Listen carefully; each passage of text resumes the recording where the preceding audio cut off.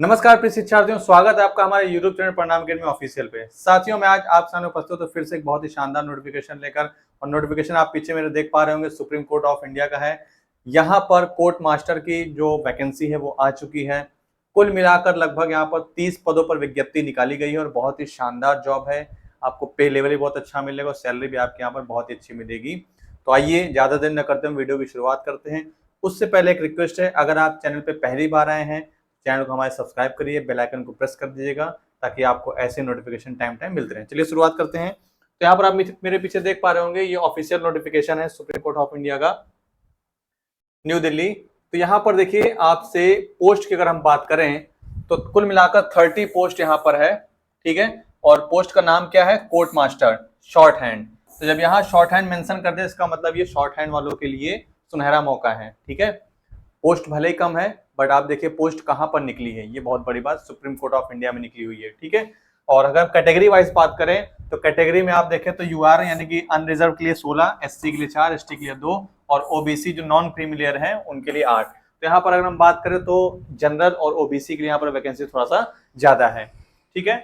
पे लेवल जो मैं आपको बता, देखिए पे लेवल आपको 11 का मिलेगा, ठीक है। पे लेवल 11, केवल आपका जो बेसिक पे बनेगा वो 67,700 रुपए आपका बेसिक पे बनेगा। तो ओवरऑल आपकी सैलरी अगर हम देखें तो 1 लाख से ऊपर आपकी सैलरी पहुंच जाएगी। जो भी अलाउंस मिलते हैं आपको, एचआरए, डीआरए, मेडिकल भत्ता, ये सब जो भी चीज XYZ मिलाकर, ये सारी चीजें आपको 1 लाख से ऊपर आपकी सैलरी बनेगी यहाँ पर। तो बहुत ही अच्छी सैलरी यहाँ पर बनेगी, ठीक है। एज लिमिट की बात करें तो यहाँ पर जो अपर एज है, जो सबसे ज्यादा एज यहाँ पर रखी गई 45 years and the lower age limit is 30 years. तो ये लोअर एज लिमिट जो दी है ये जनरल कैटेगरी के लिए दी है। जो जनरल कैटेगरी के लोग हैं उनके लिए जो मैक्सिमम एज है वो 30 साल, और जो रिजर्वेशन कैटेगरी के लोग हैं उनके लिए 45 ईयर्स। अलग अलग जो कैटेगरी से रिजर्वेशन में उनके लिए अलग अलग कितना एज रिलैक्सेशन दिया गया है वो आपको मैं आगे अभी बता दूंगा, ठीक है। बट मैक्सिमम 45 ईयर्स और मिनिमम जो है, सॉरी, जनरल में मैक्सिमम 30 ईयर्स, बाकी रिजर्वेशन जो कैटेगरीज है उनके लिए 45 ईयर्स, ठीक है। ये बात। अब आते हैं सबसे मेन क्वालिफिकेशन पे। तो क्वालिफिकेशन में यहाँ पर आपके पास केवल ग्रेजुएशन डिग्री होनी चाहिए, degree of a recognised university in India, ठीक है। ये आपके पास ग्रेजुएशन की डिग्री होनी चाहिए। दूसरा, शॉर्ट हैंड आपके पास होना चाहिए इंग्लिश में, 120 वर्ड पर मिनट की स्पीड आपके पास होनी चाहिए शॉर्ट हैंड में, इंग्लिश वाली, ठीक है। इंग्लिश के यहाँ पर, हिंदी वाली नहीं, इंग्लिश में, ठीक है। तीसरा क्या है? Knowledge of computer operation with a typing speed of 40 word पर मिनट ऑन कंप्यूटर। 40 वर्ड पर मिनट की यहाँ पर आपके पास स्पीड होनी चाहिए इंग्लिश में, ठीक है। हिंदी इंग्लिश दोनों होना चाहिए फिलहाल। तो मेन आपका है शॉर्ट हैंड। उसके बाद आपका कंप्यूटर टाइपिंग भी है, ये नहीं कई, क्योंकि कई सारे वैकेंसी जो शॉर्ट हैंड की आती है उसमें केवल शॉर्ट हैंड का टेस्ट होता है और कंप्यूटर का टेस्ट नहीं होता। लेकिन यहाँ पर आपका टाइपिंग भी टेस्ट है और आपका शॉर्ट हैंड भी है, ठीक है। और कंप्यूटर नॉलेज भी आपका यहाँ पर क्वेश्चन पूछा जाएगा, ठीक है। तो ये आपका हो गया। तीसरा जो सबसे बड़ा यहाँ पर है वो है एक्सपीरियंस। फ्रेशर्स इसको अप्लाई नहीं कर सकते, जो एक्सपीरियंस बंदे हैं, ठीक है। और कम से कम 5 साल का एक्सपीरियंस होना चाहिए आपके पास, कम से कम 5 साल का। कहाँ कहाँ एक्सपीरियंस होना चाहिए? या तो आप किसी गवर्नमेंट सेक्टर में हो, सीनियर स्टेनोग्राफर के पद पर आप ऑलरेडी कहीं किसी गवर्नमेंट कंपनी में काम, सॉरी, गवर्नमेंट ऑफिस में काम कर रहे हो, चाहे वो सेंट्रल गवर्नमेंट चाहे वो स्टेट गवर्नमेंट हो। किस पद पर? सीनियर स्टेनोग्राफर के पद पर आप काम कर रहे हो, या फिर किसी पब्लिक सेक्टर कंपनी में काम कर रहे हो, या फिर कोई स्टैच्यूटरी बॉडी है उसमें आप काम कर रहे हो, ठीक है। मतलब कुल मिलाकर ओवरऑल कहें तो आपको 5 साल का एक्सपीरियंस होना चाहिए, ठीक है। तभी आप इस जॉब के लिए अप्लीकेबल है, क्योंकि बहुत जिम्मेदारी वाला काम है और बहुत बड़ी पोस्ट है, सैलरी भी आपकी बहुत अच्छी है, ठीक है। पे लेवल 11 बहुत होता है। अब यहाँ पर शॉर्ट हैंड आपसे इंग्लिश में मांगा हुआ है, यहाँ पर आप टाइपिंग स्पीड वगैरह सब लिखी हुई है। कितनी स्पीड, सॉरी, कितनी मिस्टेक आपको अलाउ है तो वो भी यहाँ पर दिया हुआ है, ठीक है। विदाउट मिस्टेक और up to 1% mistake, up to 2% mistake, तो यहाँ पर ये सब चीजें आपको दी हैं, ठीक है। अब आगे बढ़ते हैं। जो आपका रिटन टेस्ट होगा, तो रिटन टेस्ट आपका यहाँ पर कैटेगरी बटी हुई है। ऑब्जेक्टिव टाइप क्वेश्चंस होंगे आपके, यानी कि कोई यहाँ पर जो आपका रिटन वाला होता है प्रॉपर वो नहीं होगा, ऑब्जेक्टिव टाइप क्वेश्चन होगा। पेपर, पेपर का मतलब ये है, इसका मतलब ये होगा कि आपका पेन पेपर वाला पेपर होगा, ऑनलाइन एग्जाम नहीं होगा, ठीक है। Objective type question paper with multiple choice answer containing 100 question, ठीक है। 100 questions consisting of 25 general English, 25 number आपके जनरल इंग्लिश के, 25 नंबर आपके जीके के, 50 number, 25 question on the provisions relating to the judiciary in the constitution of India. Constitution of India से जो judiciary का part है 25 क्वेश्चन उसके, ठीक है। तो 25 25 25 कितने हो गए आपके 75। 15 क्वेश्चन आपके सुप्रीम कोर्ट के रूल से आएंगे, जो 2013 का रूल है सुप्रीम कोर्ट का, उससे। और 10 क्वेश्चन आपका कंप्यूटर नॉलेज से, बेसिक नॉलेज है उससे आएगा आपका, ठीक है। दिख रहा है कि नहीं? हाँ दिख तो रहा है, थोड़ा सा बड़ा कर दो क्या? हाँ ठीक है, ठीक है। और मैक्सिमम मार्क्स यहाँ पर 100 नंबर का है। मिनिमम क्वालिफाइड मार्क्स जो जनरल कैटेगरी के लिए है उनके लिए यहाँ पर 50 नंबर, और जो अदर कैटेगरीज हैं रिजर्व कैटेगरी उनके लिए 45 नंबर।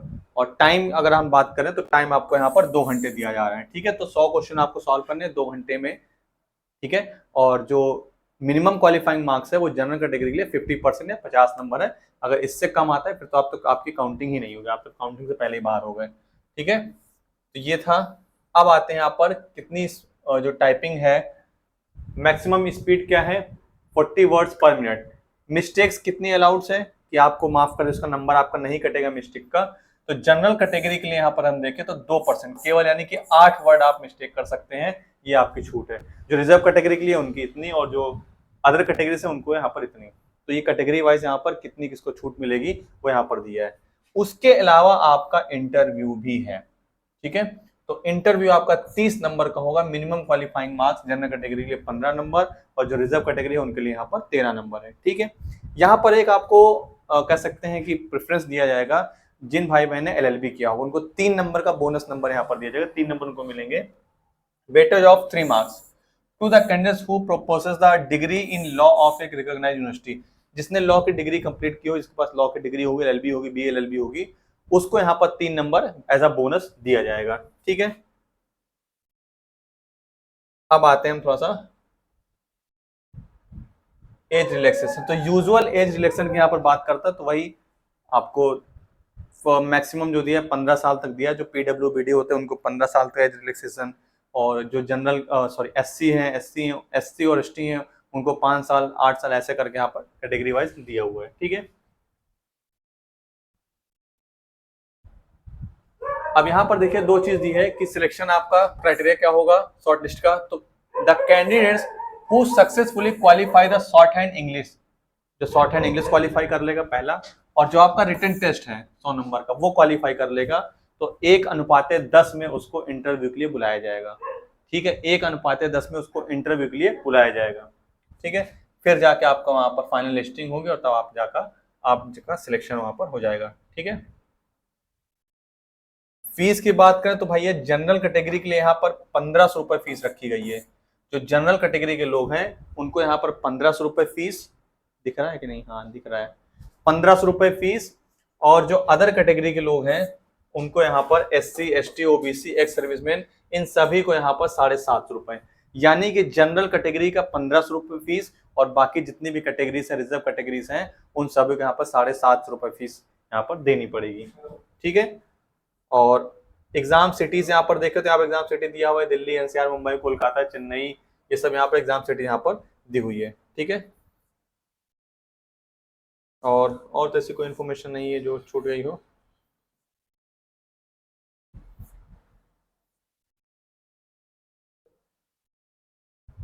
पेनल्टी मिसकंडक्ट, आप कोई बदतमीजी करते हैं, कुछ आप यूज करते हैं तो आपको पेनल्टी दी जाएगी, मतलब आप दोबारा एग्जाम में नहीं बैठ सकते। और ऐसी कोई इन्फॉर्मेशन नहीं है जो छूट रही है, सारी चीजें मैंने आपको यहाँ पर बता दी।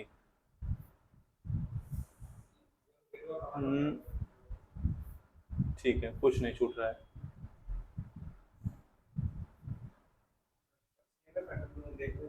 ठीक ठीक है, सब चीज बता। तो ये था आपका सुप्रीम कोर्ट ऑफ इंडिया की तरफ से फॉर्म भरने जो डेट है वो ऑलरेडी स्टार्ट हो चुकी है, आप फॉर्म जाके भर सकते हैं। और बहुत ही अच्छी जॉब है, बहुत ही प्रेस्टीजियस। अगर आपने शॉर्ट हैंड किया हुआ है, आपको टाइपिंग आती है, आपको कंप्यूटर नॉलेज है, आपके पास एक्सपीरियंस है सबसे बड़ी बात, तो आप इसको अप्लाई कर सकते हैं। तो वीडियो अगर आपको अच्छी लगी तो वीडियो को लाइक करिए, अपने दोस्तों में शेयर करिए, चैनल को हमारे सब्सक्राइब करिए, और बने रहिए हमारे प्रणाम अकेडमी टीम के साथ। हंसते रहिए, मुस्कुराते रहिए। जय हिंद, जय भारत।